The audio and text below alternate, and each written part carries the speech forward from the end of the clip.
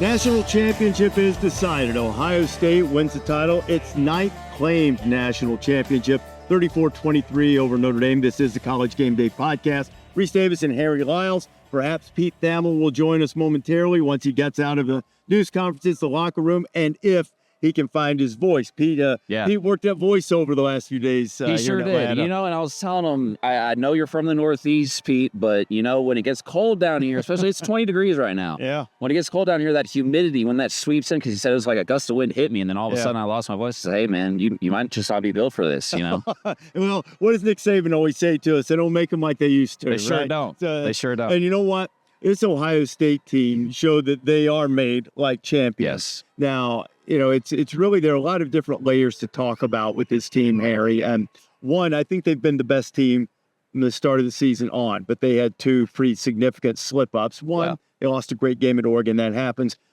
The other, an inexcusable loss against Michigan that I thought could have derailed their season. Yes. Instead, they flipped the switch and played to their potential really in this playoff. You think about this. They won 4 games in the playoffs, so that means, of course, you beat 4 playoff teams.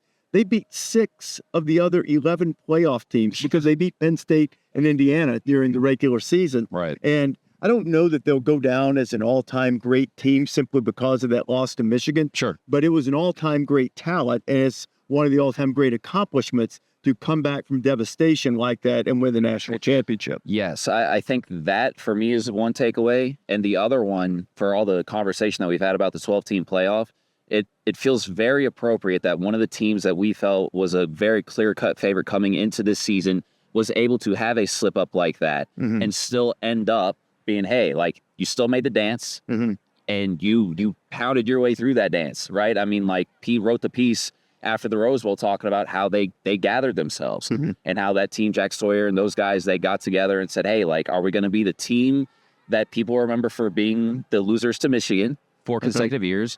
Or are they going to remember us for, being champions? Because that's the only way that you could even begin to erase such a label, and they did it tonight. Yeah, I think one of the things that happens is, and we'll talk about this a little bit later on after we get past what happened tonight, this idea that Michigan has to be an existential crisis for whether they have to fire the coach or whether the season can be ultimately a success or a failure, probably needs to be adjusted a little bit. I said on Scott Van Pelt's show tonight, it's really fun until it's not. It's fun to say that, boy, this game means everything. We live and die for this game.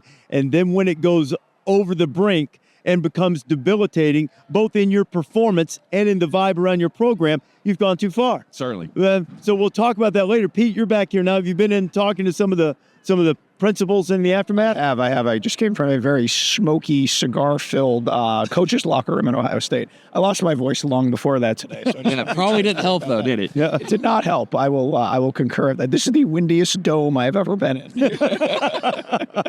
Whoever designed this, much like the one in L.A. when it rained indoors a couple years ago, they failed. Yeah. And you ought to see him try to open the roof here. Sometimes it works, sometimes it doesn't. Yeah. I don't know. I just think, like, the chatter in the locker room, everything sort of coalesced on that 3rd and 11, right? Like, that was where the game was won. And in talking to, like, the people who know Ryan Day and Chip Kelly the best, they basically said, this was Nina Day's father. She said, that's Ryan. That's Ryan. 3rd and 11. They're going to throw a go ball. They're not going to turtle. They are going to throw a go ball and do it. And I think I said this a lot on the pod. 10 years from now, when we think of this night, that's the image we're going to have. Is that ball in the air? Jeremiah Smith, 6 yards behind the coverage, hauls it in, and look, it still took guts to call it. Right? I mean, Marcus Freeman played conservative like earlier in the quarter. You can argue backfired. Who knows? Like, they might not have got it on 4th and 9, but in that moment, they went for it all and secured it in a pretty dynamic way. Yeah, and you and I were standing there watching it, and at first we were kind of like, hey, like, wait, what's going on here? Because he lulled him into it on those first 2 plays and then went for the shot. I was completely unsurprised that they went for the shot. I think, and to me, truth be told, I think Al Golden was also unsurprised. Sure. They just didn't get home on the pressure. I think he had a pretty good idea that if they saw they were going to leave Jeremiah Smith out there one-on-one with Christian Gray, that they're probably going to try to throw him the ball. And he gambled that he could get home. I think it was the right move by Golden. I think it was the right call by Day and Kelly, and Ohio State made the play and Notre Dame didn't, and that was kind of the end of it to me. And there were some times this year where Will Howard had a chance to make that play at the end of games and quite frankly didn't do it. You know, so I think if you're calculating that from Al Golden's standpoint, that's not a horrible risk, right? They're not going to like double cover and shade a safety over and leave other areas exposed. Yeah. Because there is still some conservatism that they show in those first 2 downs that you can't ignore, and you're hoping they turtle and punt and you have a chance to go down and tie the game. And to your point, I mean, you said it when the play happened. It was a fitting end to the season, not just because Jeremiah Smith got the big play, but because that is a play that Will Howard didn't always make during the season. And obviously, as the playoff has progressed, this has been the most perfect form of Ohio State that we've seen all year. They just had too many weapons for Notre Dame. I mean, the opening drive for Notre Dame's a drive unlike anything we've ever seen. There was anything like it in the BCS or the college football playoff era. 18 plays. Yeah, it took us. It was. Yeah. I have seen it, but usually it was Kennedy Amatololo at Navy, Jeff Monken at Army, running out an entire quarter against somebody. And, it looked like that was the formula to win the game. And I'd said all week, if they get down 14-0 early, they get down 2 scores, they are done. They got down 24 and had a chance. I was asked this question earlier and said, what do you take out of what Notre Dame did this season? I'm interested to know what you guys think. My answer was, this was the year that Notre Dame proved that they can be a modern contender. Yeah. Because they've made the national championship game against Alabama in 2012. I'll never forget what A.J. McCarron said to me about that team. After the game was over, McCarron said, Coach Holtz, he didn't really think that they could beat us. And he said, we watched the film and we're like, seriously? That's who we're playing? And Jeff Stoutland, the now offensive line coach for the Philadelphia Eagles, I was asking him right on the field before the game, what about Manti Te'o? Oh, he's really good. I'm like, no, really? He goes, we see him every week. And so I say that to say this Notre Dame team is not like that. Yes. Right. I mean, they didn't have all of the playmakers that Ohio State did, but they've got some. Yes. And now I believe that this is sustainable. Yes. That they, for the foreseeable future, as long as Marcus Freeman is there, they can be a modern contender. Yeah. I mean, they have stars coming back. If you think about it, their corners are young. Jeremiah Love will be one of the faces of college football next year. They're going to have to figure something out at quarterback. That's going to be a little bit of a question, but their whole O-line essentially is going to come back. I mean, they had a bunch of guys that played because of injuries. Like, that's going to be a really good college football team next year and for the foreseeable future. And I think this season and postseason, Marcus Freeman has established himself as one of the faces of the future. They will be title contenders. They will be consistent playoff contenders. And he's made Notre Dame cool. A couple people have said it and written it, and that is a very big difference. There is juice there that hadn't been there. They also have their collective stuff in order. Like, there's some of that stuff that's like real at Notre Dame right now. So, I mean, look, they were 8.5-point underdogs. They lost a 2-score game. Yeah. And that's. I feel like the game played out a bit like it should have.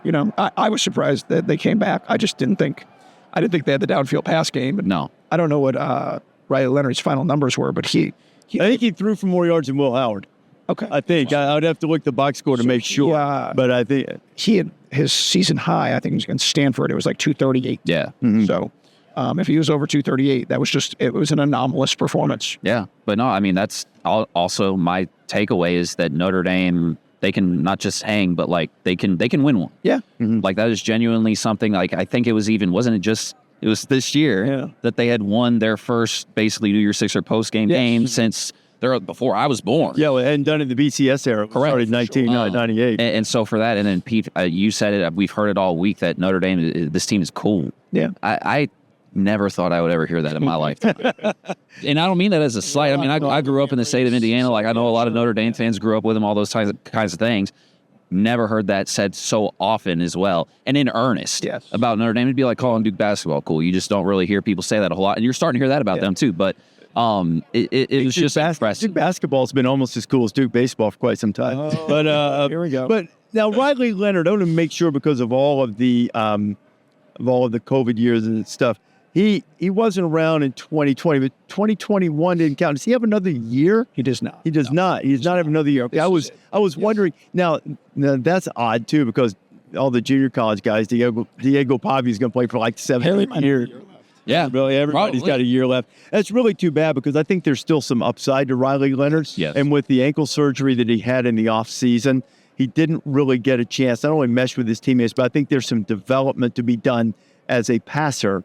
That boy, if he had one more year of college football, I think he could really be effective. But you look at this now. How do you guys assess Ohio State? Now, they're champions, but and I'm not trying to denigrate. I would say the only thing that separates them from being one of the all-time great teams is the fact they lost to Michigan. Yeah. And not because it was a rivalry game, but because they lost a game to an unranked average team. Yeah. I believe they had 5 top 5 wins, and they become the first team in the history of college football to beat 5 top 5 teams.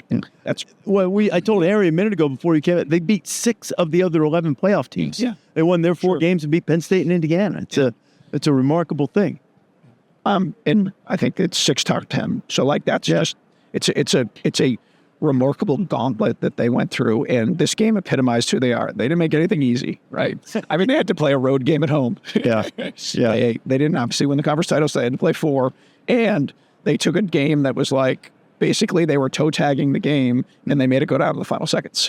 So it was but it was it's Tony Bennett, except it was for him was the next year. Yeah. For Ryan Day was the next month. Mm-hmm. It's the full depths to height in America loves a comeback story, and that's what Ohio State is.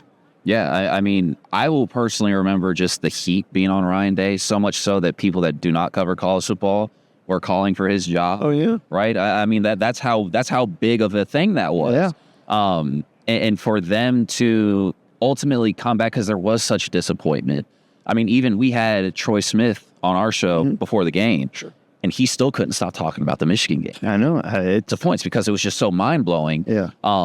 I do think there's something cool about the fact, though, that we did see a team, and we talked about this before you came up, Pete, that there was a team that we saw as one of the clear favorites coming in. They absolutely just tripped over themselves, and we still saw them come out the last month, basically, and show us that they are the team that we thought they were. Yeah. And that's how I will remember them. I bet. Your players a lot of times talk about faith. We've touched on this some, but it doesn't mean that there was divine intervention that handed Ohio State a championship. But I do think the authentic, genuine faith and the way the outreach went among players on the team to other guys on campus. I said on Van Pelt, so they're baptizing guys in the dorms. This is real for them. And I think what it did for them was it allowed them to play selflessly, and it allowed them to have a humility when they had adversity, that they could be honest with each other and still care about each other. And sometimes that makes you play better. Yep. It doesn't mean that you're getting some mystical power that hands you a trophy. It means that maybe your attitude and your mentality is different. Notre Dame had a lot of that too. So I'm not saying it's the only reason, but I'm just saying I think it helped Ohio State, the relationships. And whether that is a repeatable blueprint with the type of talent that Ohio State is going to attract and the number of guys that they have to replace, I don't know. I don't know if it's repeatable other places either, but it certainly worked for them. Yeah. It was a remarkable finish to this season. Would you guys like to talk to the people who are calling into the radio shows and saying, I don't care if we win the national championship. Right. We can lose every game next year, but all I want to do is beat Michigan. And now, Van Pelt put it beautifully. Gold pants, which Ohio State players get if they beat Michigan, they're nice. Gold trophies are better. Yeah. And now they have one. And the Big Ten, too. There's a little bit of a changing of the guard and conference structure now with Michigan winning the national championship. Big Ten winning again with Ohio State this year. First time since the 40s. Yeah. Michigan State won back-to-back in the 60s. We don't count that. And if Marissa doesn't count it, I don't count. But, Marissa's going to get really mad at me, and I'm not trying to get her in trouble. We had this big thing today because the powers that be decided that we had to say Ohio State had 6 national championships when they claim 8. There are a couple in the, I think, 60, I forgot which year, but 1970s one, sometime in the 60s, that I guess they said, I call them laundromat titles. Laundromat. Well, here's the thing. Here's the thing. The way champions were determined back then, if you claim, say what? Yeah. I'm fine. I say Ohio State had 8, they have 9. That's what they say. It's what our friend Jerry Emick puts in the notes right there. So I'm saying Ohio State got its ninth tonight. See, but I'm a benevolent dictator when it comes to that. Guys, this has been fun this year. What a season. What a year for the first year of the 12-team playoff. Ohio State wins the national championship in the first year of the 14 playoff. They win the national championship in the first year of the 12-team playoff. And when they expand to 14, I would bet on Ohio State. Download this podcast wherever you prefer to get your podcast, or unless you're some kind of nerd who doesn't like great podcasts, you should probably just subscribe so you never miss a single episode and you can keep up with the trials and tribulations of Pete's voice. For Pete and Harry, I'm Rece. Good night from a very cold Atlanta. Please come back soon, sun and warmth.